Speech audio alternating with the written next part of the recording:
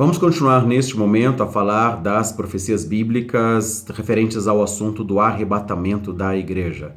O arrebatamento da igreja que é mencionado pelo apóstolo Paulo na primeira carta aos Tessalonicenses, capítulo 4, versículos 15 a 17 especificamente, quando ele fala que Jesus Cristo virá, haverá uma vinda de Cristo e os mortos ressuscitarão primeiro, os mortos em Cristo. E depois, nós os que estivermos vivos até a sua vinda, seremos arrebatados juntamente com os mortos que terão seus corpos ressuscitados e encontraremos com o Senhor entre nuvens, um encontro nos ares, e assim estaremos para sempre com o Senhor.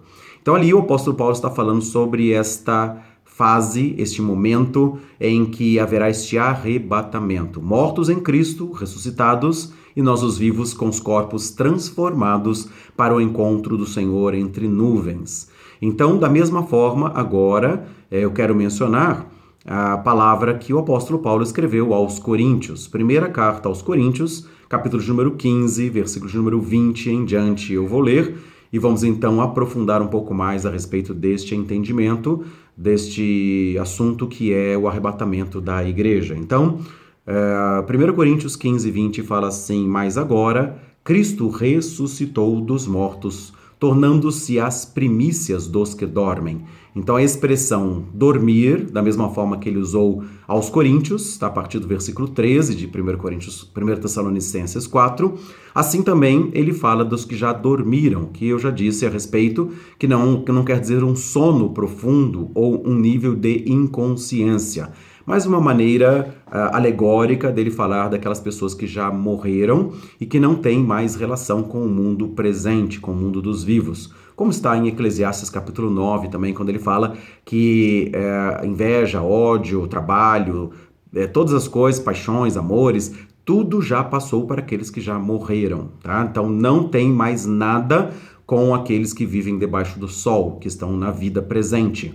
Então ele usa esse termo de estarmos dormindo aqueles que morreram em Cristo, ok?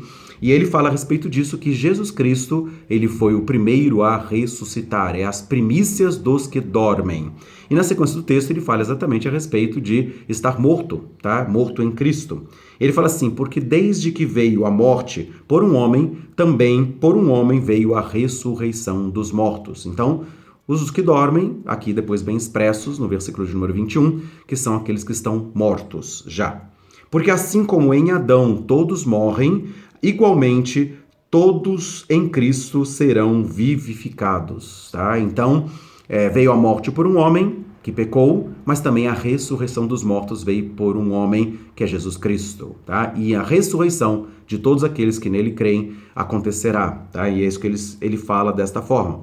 Todos igualmente em Cristo serão vivificados, terão os corpos ressuscitados também para viver a vida eterna. E versículo 23, ele fala: mas cada homem em sua própria ordem. Cristo as primícias, depois os que são de Cristo na sua vinda.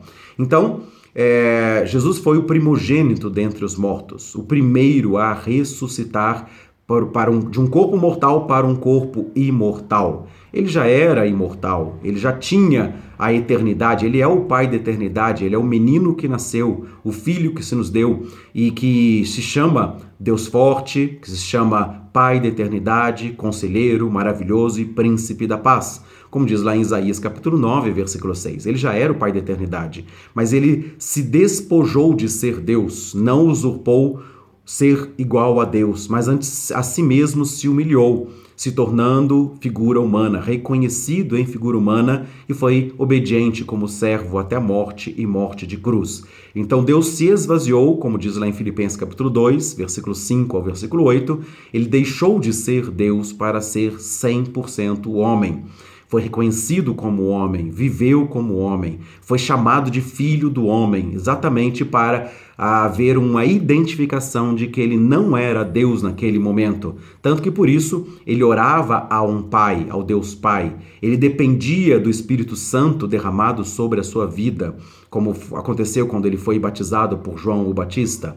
E ele se esvaziou, foi obediente até a morte, morte de cruz, pelo que Deus o exaltou sobremaneira e lhe deu um nome que está acima de todo nome, para que ao nome de Jesus Cristo todo joelho se dobre no céu, na terra e debaixo da terra, e toda língua confesse que Jesus Cristo é o Senhor, para a glória de Deus Pai. Então, quando Deus o exaltou sobremaneira, ele foi o primogênito entre os mortos, ele ressuscitou para não morrer mais. E hoje Jesus Cristo tem um corpo humano, não é mais simplesmente o Espírito de Deus, né, que estava desde a eternidade, mas ele tem um corpo humano, que andou com os discípulos em Emaús, que sentou à praia com os discípulos, que entrou no cenáculo e que falou para Tomé, Tomé, toca aqui na minha mão, toca aqui no meu lado, né? Então ele tem um corpo físico, mas ao mesmo tempo é um corpo glorificado. E é da mesma forma que ele tem esse corpo que não morre mais, ele também vai conceder àqueles que são dele, como diz aqui nesse versículo de número 23, Cristo as primícias, e depois os que são de Cristo vão ter esse corpo ressuscitado também, para ser igual ao corpo da sua glória quando ele vier, né? E é a palavra de Filipenses capítulo 3, versículo 20 e 21, que a nossa pátria está nos céus, de onde nós aguardamos o nosso Salvador, o Senhor Jesus Cristo, o qual transformará o nosso corpo de humilhação para ser igual ao corpo da sua glória. Então aqui ele está falando a respeito desse assunto também. Vamos ter um corpo glorificado que não morre mais, que não vai ficar doente, que não vai envelhecer, mas vai ter a vida eterna. Nosso espírito é eterno, a nossa alma é eterno e vamos ter um corpo também que não vai mais morrer, vai ser igual ao corpo da glória de Jesus Cristo. Mas aqui ele fala 1 Coríntios 15, 23, que cada um na sua ordem. Primeiro Cristo, quando ele ressuscitou, 3 dias após a sua morte. Depois, os que são de Cristo também vão ressuscitar. E quando é que eles vão ressuscitar? Eles vão ressuscitar na sua vinda. E a palavra grega, aqui em 1 Coríntios 15, 23, para vinda, é a palavra parousia, que é a palavra que quer dizer vinda, que quer dizer manifestação, que é a mesma palavra que está escrita pelo apóstolo Paulo em 1 Tessalonicenses, capítulo 4, versículo 15. Ele fala da vinda de Cristo também, e fala o termo parousia. Mas quando ele fala esta vinda de Cristo, parousia, no versículo 17 de 1 Tessalonicenses 4, ele fala que é uma vinda entre nuvens, nos ares, para encontrar com aqueles que estiverem vivos e que terão seus corpos transformados na sua parousia, na sua vinda nos ares, como também encontrar com os mortos que ressuscitarão primeiro, que estão na terra, decompostos os seus corpos. Esses corpos vão ressuscitar, vão ter vida de novo e vão encontrar nos ares com o Senhor Jesus Cristo. Jesus trará em sua companhia a alma, o espírito daqueles que agora dormem, que morreram em Cristo, vão ressuscitar os seus corpos e vão encontrar entre nuvens. Então é muito interessante dizer desta forma que esta parousia, esta vinda é nos ares, e isto é diferente. Isso que eu quero destacar, esta palavra com a raiz, com a origem grega, para nós fazermos uma identificação diferente da vinda de Cristo para a terra. Então, a parousia de 1 Tessalonicenses 4,15 é a parousia vinda nos ares entre nuvens, versículo 17 de 1 Tessalonicenses. E aqui também ele está falando desta mesma parousia, que os corpos vão ressuscitar nos tempos certos, na vinda de Cristo, no encontro com a igreja, com aqueles que forem arrebatados entre nuvens nos ares, tá? Esta palavra, então, é diferente da palavra que é usada para a vinda para a terra. Então, a palavra nesse sentido, né, de Mateus, capítulo número 24, versículo 29 e 30, fala a respeito da vinda de Cristo e fala da seguinte maneira: logo em seguida a tribulação daqueles dias, dos dias em que o anticristo se assentar no santuário de Deus, como se fosse o próprio Deus, Mateus 24:15.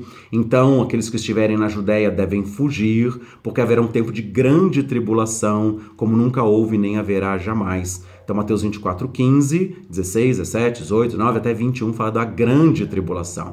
E Jesus menciona que esta grande tribulação é o que falou o profeta Daniel, está em Daniel capítulo 9, versículo 27, na metade da semana de aliança entre árabes e israelenses, quer dizer, um período de 7 anos de acordo de paz entre árabes e judeus para dividir a cidade de Jerusalém, para criar uma confederação, como está escrito em Obadias, tá? Então haverá uma confederação, uma criação de 2 estados e vão lançar sorte sobre Jerusalém para dividir a capital Jerusalém entre os 2 estados, como Obadias 1:11 fala a respeito desse assunto.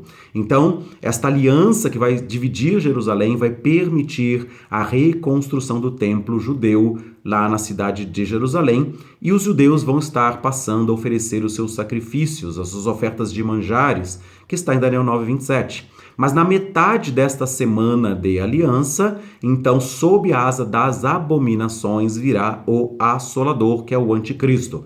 Então, o anticristo vai se manifestar como anticristo na metade dos 7 anos, como Jesus, então, falou em Mateus 24:15. Né? Quando vocês lerem o profeta Daniel, quem lê entenda que vai ser na metade dos 7 anos da aliança, com a reconstrução do templo em Jerusalém, e ele vai entrar no templo e profanar o templo em Jerusalém.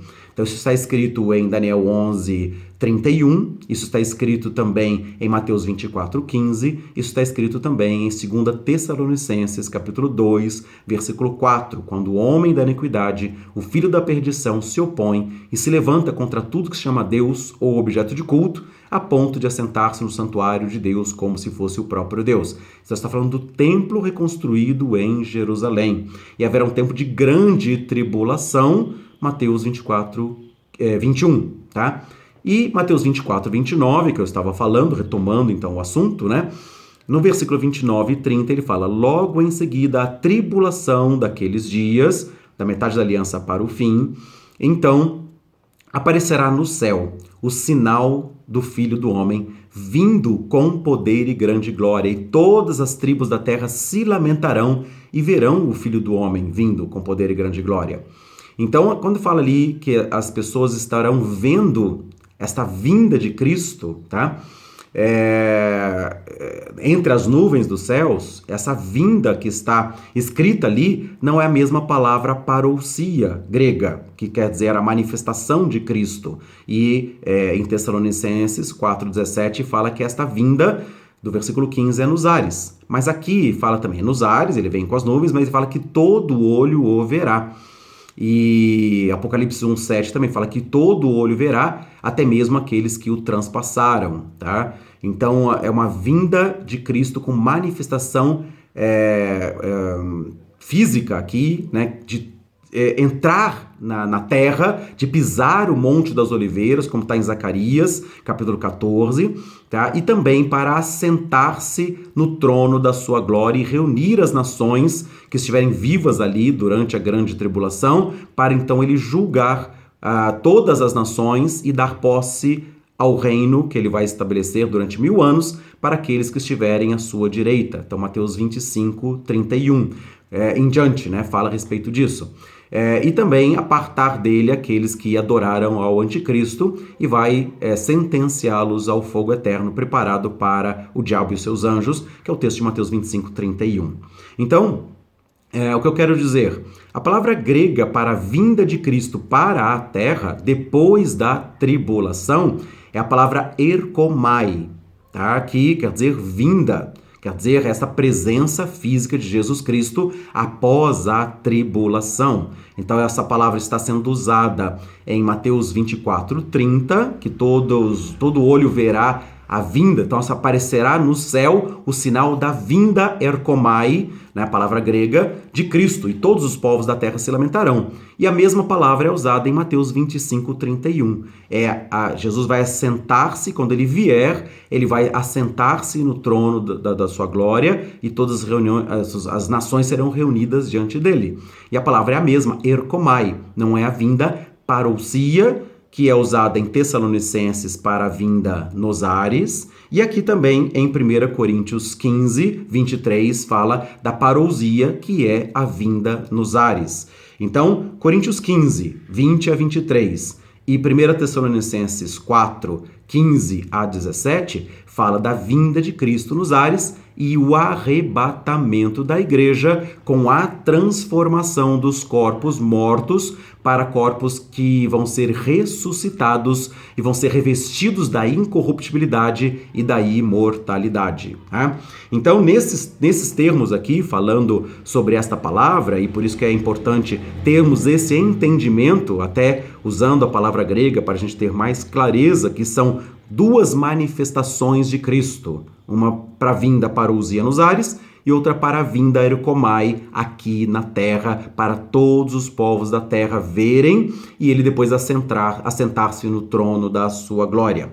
E quando ele fala aqui, então voltando no texto de 1 Coríntios capítulo 15, versículo de número 23, então Cristo as primícias, depois os que são de Cristo na sua parousia, na sua vinda nos ares, e aí ele diz no versículo de número 24, tá? Então virá o fim, tá? 1 Coríntios 15, 24, para você que está acompanhando ou que vai assistir depois, né, que pode pegar o seu texto na Bíblia para ver isso. Então ele fala assim, Cristo na sua vinda para ressuscitar os mortos que são dele, tá? E então virá o fim, tá? E esta expressão, então virá o fim, é muito importante a gente verificar isso, tá? Então por isso que eu quero dar este destaque. A ressurreição dos mortos, a vinda nos ares com o arrebatamento, será antes do fim, tá? Então, há uma ressurreição e depois virá o fim.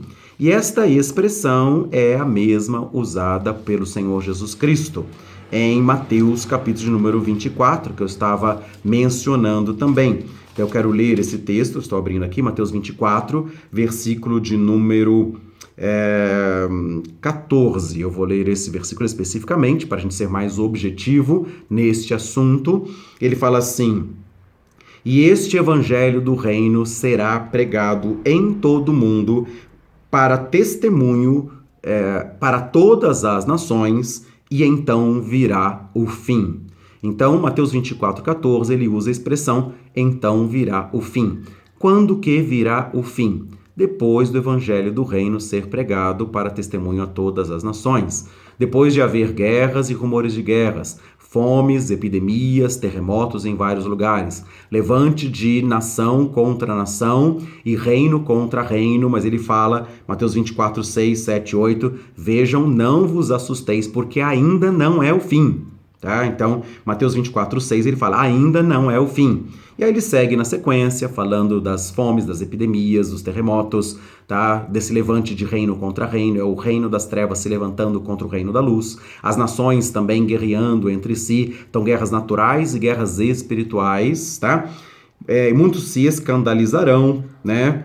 Vão entregar os judeus para serem atormentados e mortos, serão odiados de todas as nações por causa do meu nome, tá? Então, Mateus 24, 9 fala sobre isso. Muitos se escandalizarão, se trairão uns aos outros, se odiarão, e surgirão muitos falsos profetas, e enganarão a muitos. Por se multiplicar a iniquidade, o amor se esfriará de quase todos, e aquele que perseverar até o fim, esse será salvo. Então, ele está falando de um tempo que ele chama de princípio das dores, Mateus 24, 8, que ainda não é o fim, Mateus 24, 6.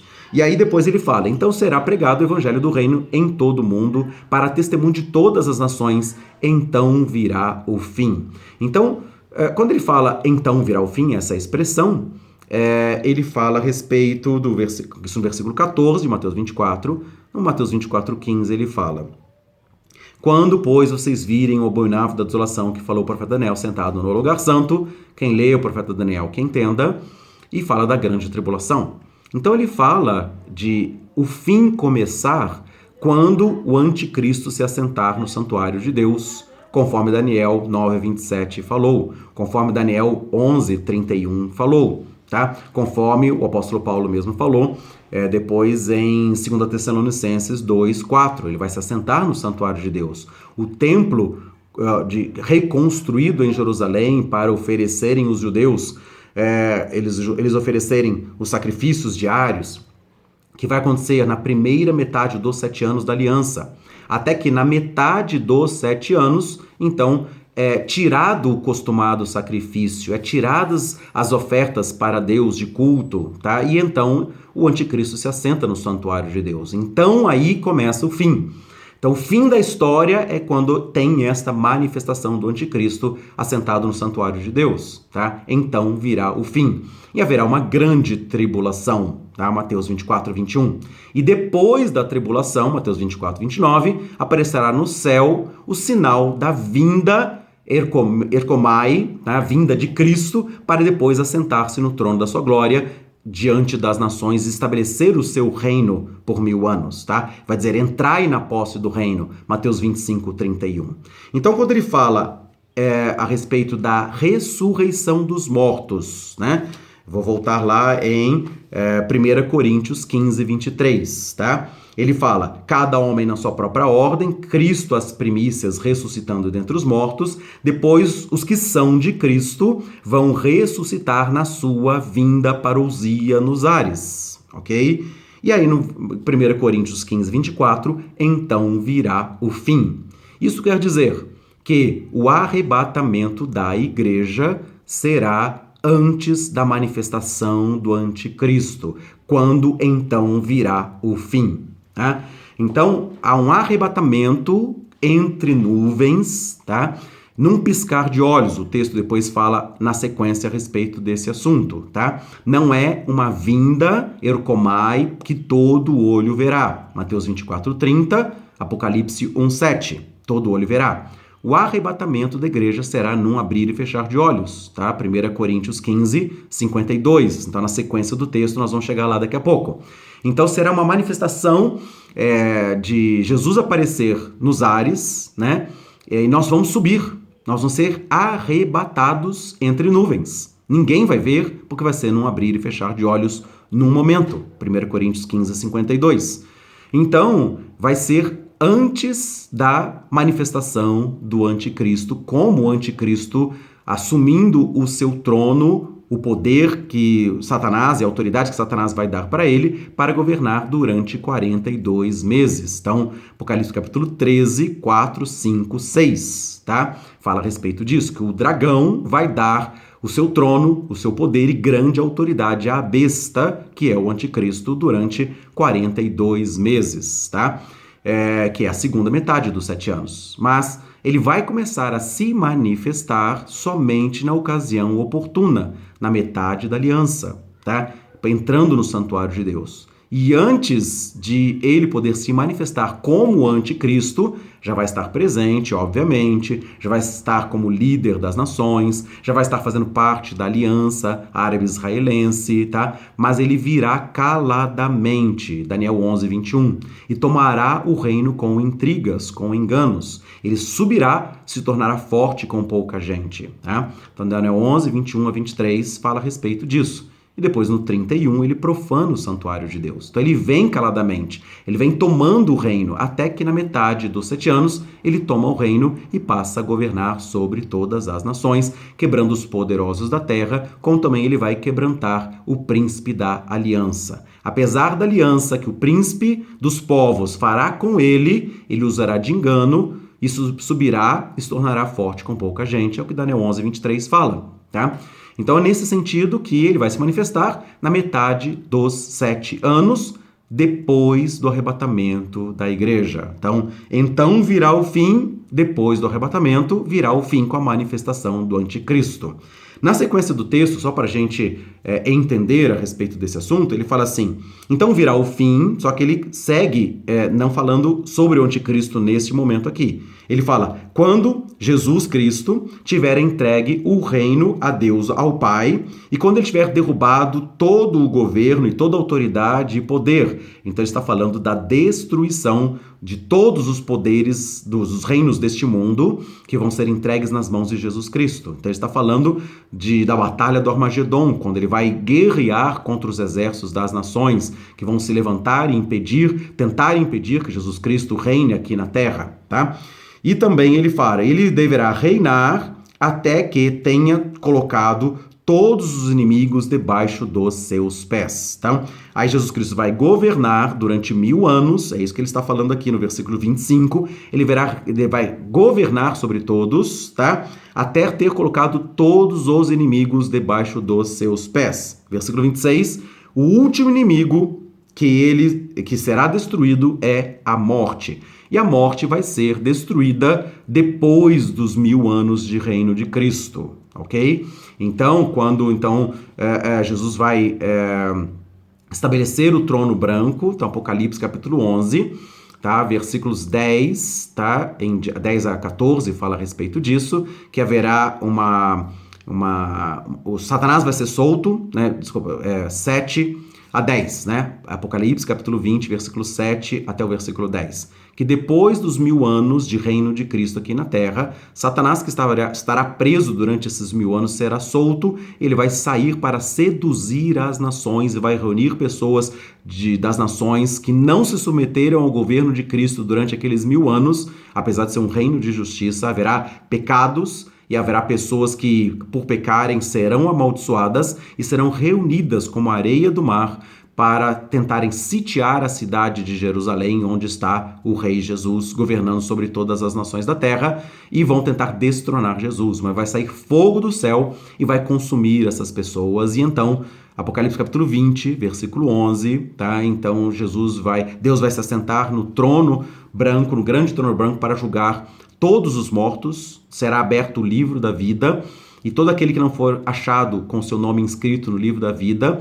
vai ser julgado conforme as suas obras e vão ser sentenciados para a segunda morte, que é o lago de fogo. Então é a morte eterna. E é nesse momento, então, que Apocalipse capítulo 20, versículo 13, 14 e 15, fala que a própria morte vai entregar os seus mortos para serem julgados, e a morte e o inferno vão ser jogados no lago que arde com fogo e enxofre para toda a eternidade, que é a segunda morte ou a morte eterna.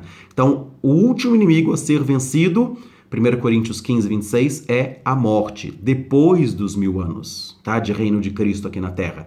Então ele está falando, exatamente, está dando uma visão panorâmica, tá? Virá o fim, com o anticristo se manifestando, depois Jesus Cristo reinando aqui na Terra durante 1000 anos, e depois disso ele vai vencer todos os inimigos, tá? O próprio diabo que vai se levantar em Apocalipse capítulo 20, versículos 7 a 10, e todos os exércitos das nações, todas as nações que ele vai reunir como areia do mar para tentar destronar Jesus, todos serão destruídos com fogo que vai descer do céu.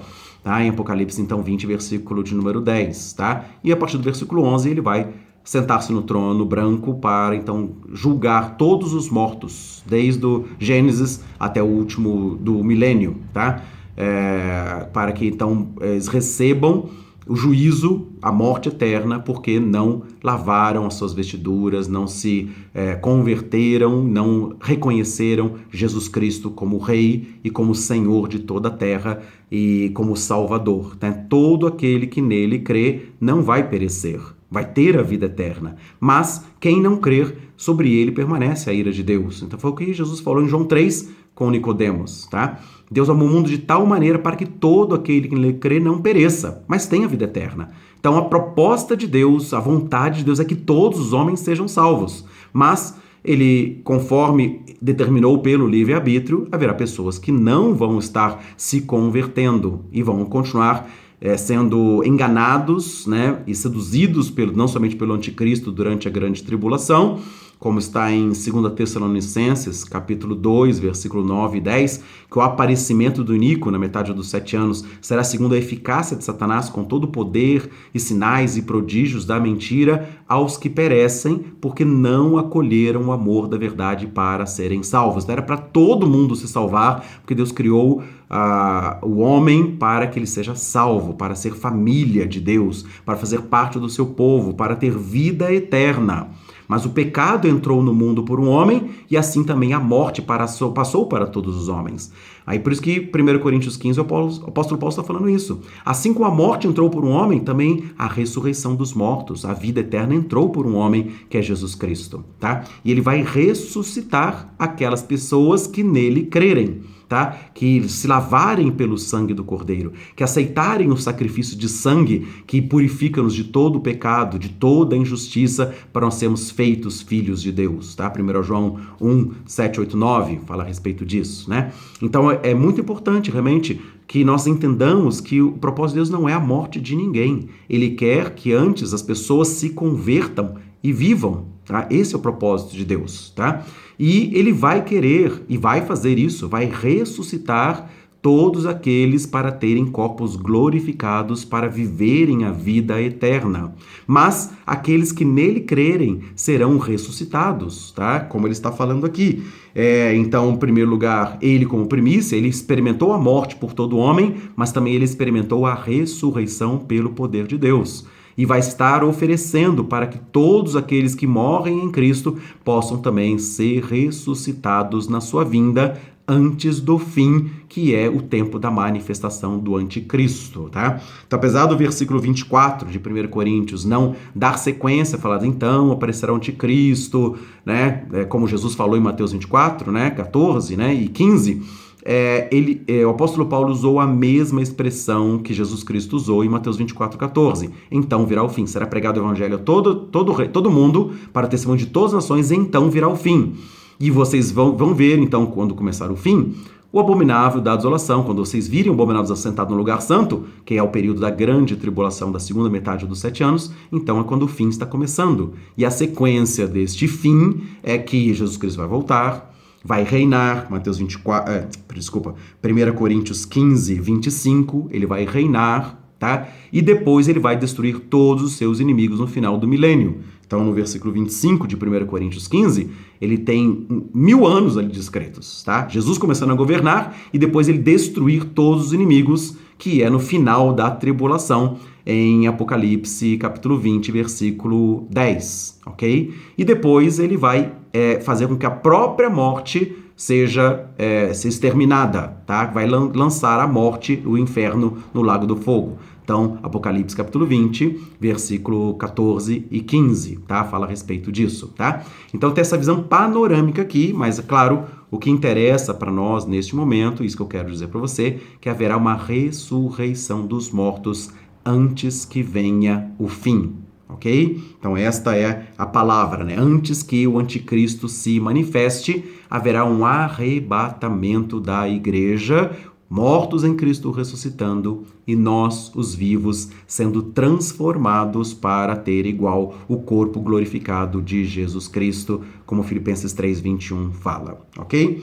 Muito bem, então eu vou ainda dar sequência nesse texto de 1 Coríntios, capítulo 15, versículo de número 50, para a gente ter um pouco mais de clareza e vamos aprofundar um pouco mais a respeito desse assunto. Então ele fala assim: eis que eu vos digo um mistério, né? Aliás, versículo 50, eu já estava lendo 51.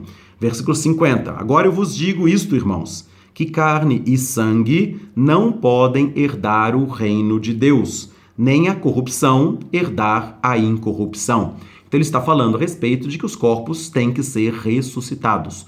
Os corpos mortais e os corpos corruptíveis, essa carne e este sangue não podem herdar o reino de Deus, não podem habitar a eternidade, não podem entrar diante da presença do Deus Santo, Santo, Santo, poderoso Senhor.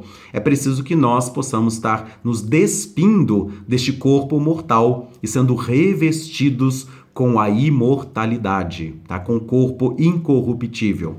Então é isso que ele começa a dizer, 1 Coríntios 15, 50, desta maneira, tá? Versículo 51, ele diz assim: eis que eu vos digo um mistério, nem todos dormiremos. Então ele está falando sobre morte, tá? Como a gente tinha lido já em 1 Coríntios 15, 20 e também em 1 Tessalonicenses 4, 15 e 16, tá? Dos mortos em Cristo, aqueles que agora dormem, ok? E ele fala, nem todos dormiremos, mas seremos todos transformados, tá? Então, quem estiver vivo para esse dia do arrebatamento, não vai passar pela morte, mas vai ser transformado, tá? Aí, 15:52 que eu quero ler, tá? Em um momento, em um abrir e fechar de olhos, ao soar a última trombeta, porque a trombeta soará e os mortos ressuscitarão incorruptíveis e depois nós, os vivos, seremos transformados. Porque é necessário que este corpo mortal se revista da imortalidade e é necessário que o corpo incorruptível seja revestido da incorruptibilidade. Então ele está falando exatamente dos nossos corpos serem transformados, termos corpos glorificados, termos corpos imortais, incorruptíveis, para que possamos estar na presença do Deus Espírito, Deus eterno, o Pai da eternidade, que vai estar estendendo sobre nós a vida eterna com corpos transformados e glorificados à semelhança do corpo do primogênito entre os mortos, Jesus Cristo, ok? Então ele fala sobre essa transformação. E aí entra um assunto que eu vou introduzir agora e que na próxima ministração, uma outra aula, eu vou estar falando a respeito desse detalhe. Só vou lançar o assunto para aguçar a curiosidade, né? E depois nós vamos falar a respeito desse assunto. Mas ele fala assim, que este arrebatamento, tá? A ressurreição dos mortos, né? E nós com os corpos transformados, conforme ele disse, na parousia entre as nuvens, em Tessalonicenses 4,17, vai ser num momento, num abrir e fechar de olhos, e por isso que eu já tinha dado destaque de Mateus 24:30, que todas as tribos da terra verão e se lamentarão, porque eles estão do lado do anticristo, tá? E Jesus está vindo para destruir o anticristo com o sopro de sua boca, com a manifestação da sua vinda, e para também sentenciar aquelas pessoas ao fogo eterno. Então, Mateus 25:31, quando ele senta no trono da sua glória, ele vai dizer, a partir do versículo 41, apartai-vos de mim, malditos, para o fogo eterno, preparado para o diabo e os seus anjos. Pessoas das nações que não receberam, não acolheram o amor da verdade para serem salvos. Como 2 Tessalonicenses, capítulo 2, versículo 10, fala isso, tá? Então, pessoas que vão ouvir o evangelho do reino, mas vão recusar-se lavar-se pelo sangue de Jesus Cristo. Ao contrário, pelas suas próprias cobiças, eles vão adorar o anticristo e vão receber a marca da besta para poder comprar ou vender. Apocalipse capítulo 13, versículos 16 e 17. Tá? Então as pessoas, por causa das suas cobiças, por causa de querer suprir as suas necessidades materiais, eles vão adorar o anticristo e vão adorar o dragão, ao anticristo e ao pai das trevas, né? Que é o diabo e Satanás, a antiga serpente que se chama diabo e Satanás. Então eles vão adorar o dragão, antiga serpente, diabo e Satanás, e vão adorar o anticristo, amando do falso profeta, de Apocalipse 13, 11 até o 18, tá?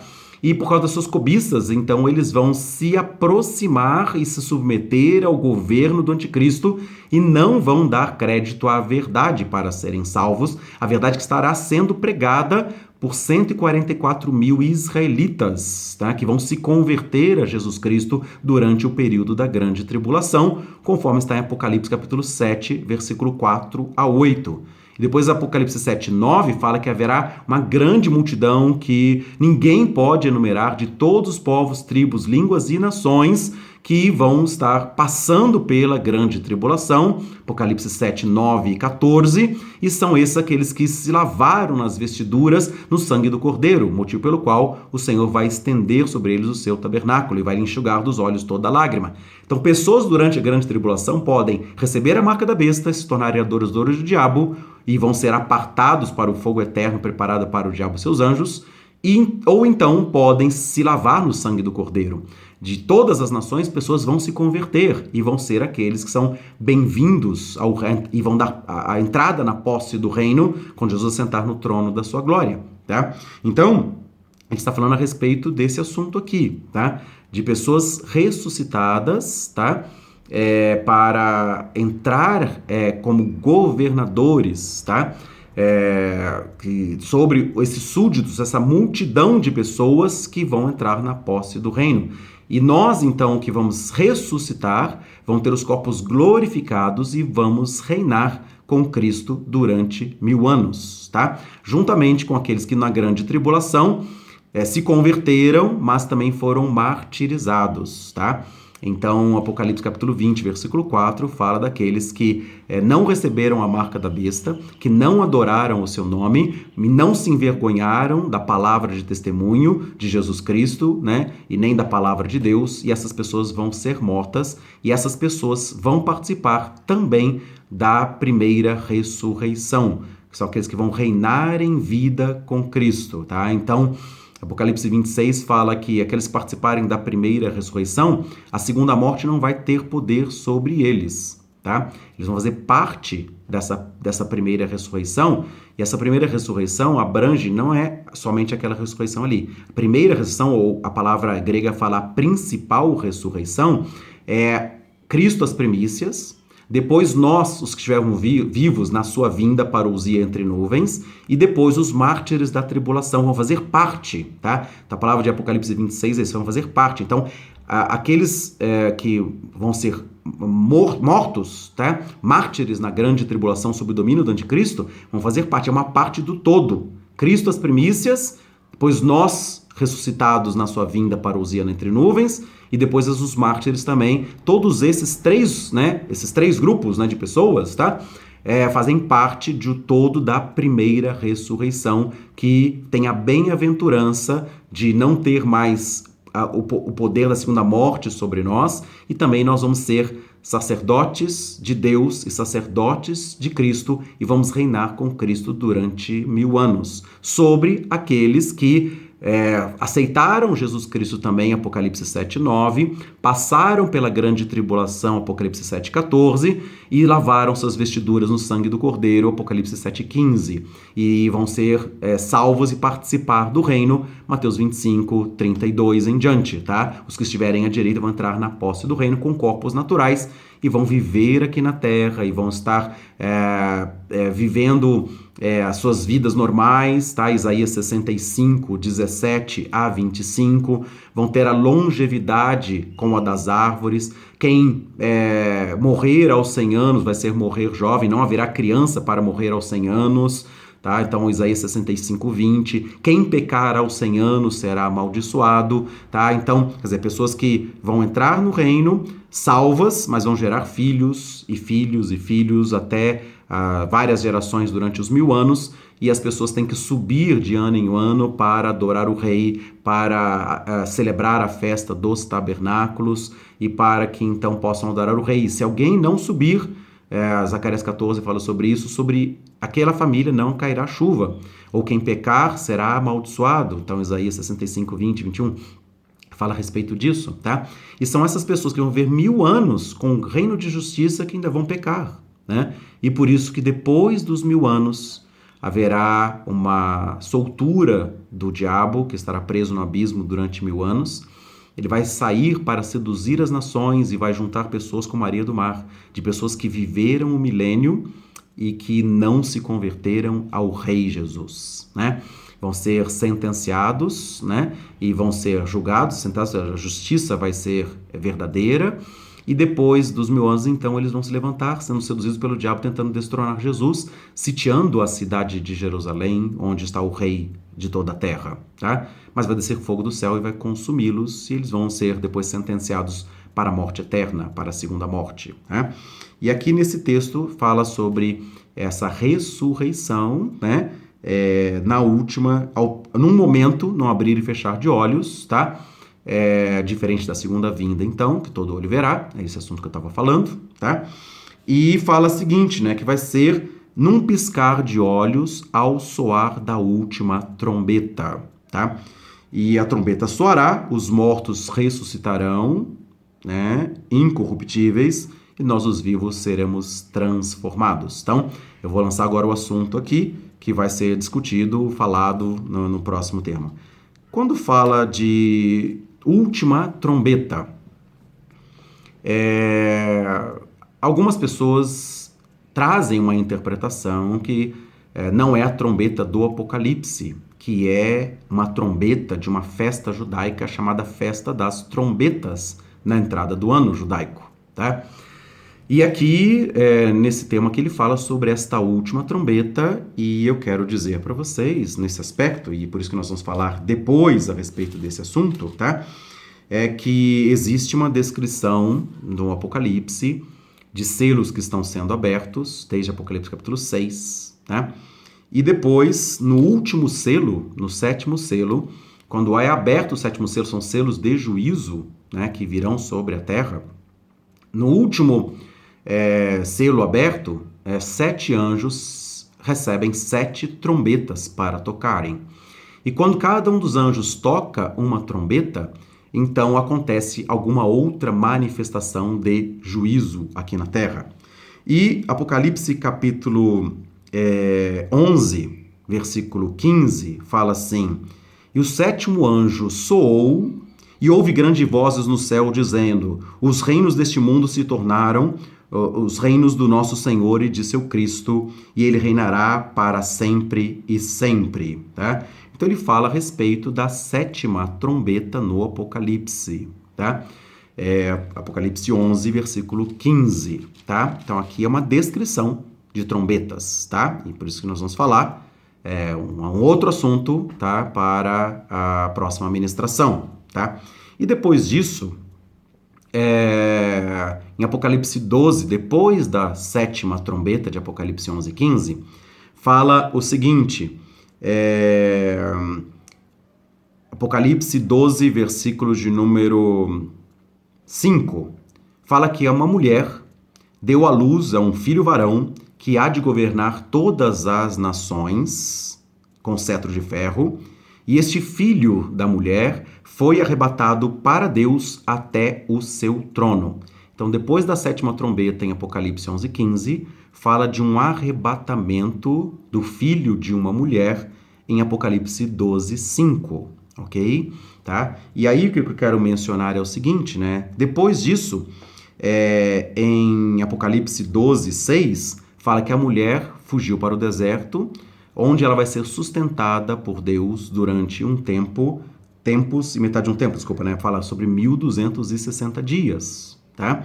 E Apocalipse 12, 14 fala: a mulher foram dadas 2 asas como de águia, e ela foi para o seu lugar no deserto, onde é alimentada por 1 tempo, 2 tempos e metade de um tempo fora da vista da serpente.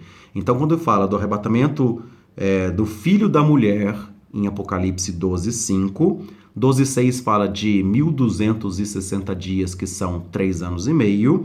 Depois 12, 14 de Apocalipse fala de 3 tempos e meio. Depois Apocalipse 13, 5 fala 42 meses de ação do anticristo, a segunda metade dos 7 anos, com a grande tribulação, tá? Mas, antes de falar sobre isso, tá? Apocalipse 11, 2, tá? Fala o seguinte: o átrio que está fora do templo não meças, João, tá? Porque esse átrio do templo em Jerusalém foi dado aos gentios, e durante 42 meses eles calcarão aos pés a cidade santa. Então, Apocalipse 11, 2 fala de 42 meses. Apocalipse 11, 15 fala da última trombeta.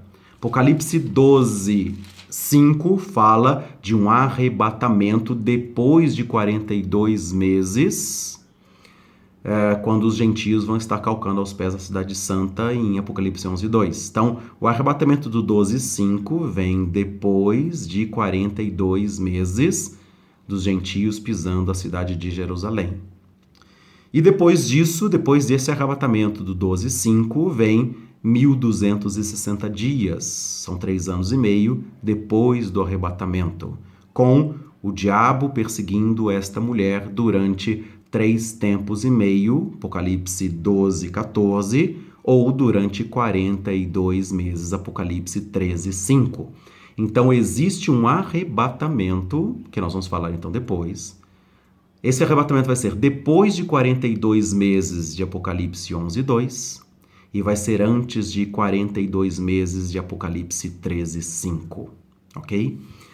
Então, o arrebatamento da igreja, depois do arrebatamento dos corpos glorificados, transformados, então virá o fim, tá? Mateus 24, 14 e 15, 1 Coríntios capítulo 15, 23 e 24. Então virá o fim, e haverá mais 42 meses de grande tribulação, com o domínio do anticristo, perseguindo todas as nações, exercendo domínio com cetro dominador e fazendo com que todos o adorem, e quem não o adorar pode ser morto, né? E o evangelho do reino será pregado a todas as nações, e uma grande multidão, mesmo assim, ainda vai se salvar, vai ser lavada pelo sangue do Cordeiro. Então, vou lançar esta postura, essa palavra, tá? Que depois nós vamos estar falando a respeito desse assunto, do tempo do arrebatamento da igreja e o que significam estas coisas do texto de Apocalipse. Que Deus abençoe você, que você busque o Senhor, que você se lave nas vestiduras do Cordeiro e que você possa experimentar a salvação de Deus e possa ser arrebatado entre nuvens antes que venha o fim.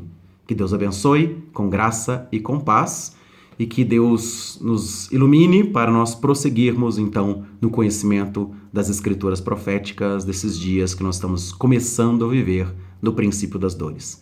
Mas fiquem na paz, na graça e na paz do nosso Senhor e Salvador Jesus Cristo.